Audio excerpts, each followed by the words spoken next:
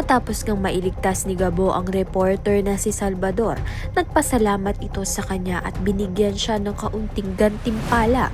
Bagamat hindi kalakihan ng halaga, buong puso itong tinanggap ni Gabo dahil alam niyang malaking tulong na rin iyon sa kanyang pangangailangan.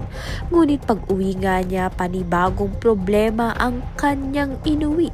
Ang motorsiklong ginamit niya sa pagtakas ay tuluyan ng nasira at kailangan niyang bayaran ang lahat na naging pinsala.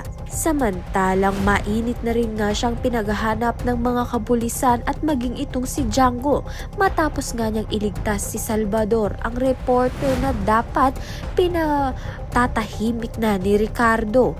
Dahil sa naging malasakit ni Gabo, tila lalo lamang siyang nalalapit sa mas malaking panganib.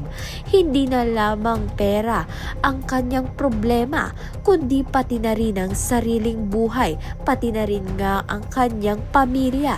Dahil puro problema na nga lang ang inuuwi nito ni Gabo. Kaya naman yan at iba pa ang dapat nating makaabangan. Maraming salamat sa iyong panonood.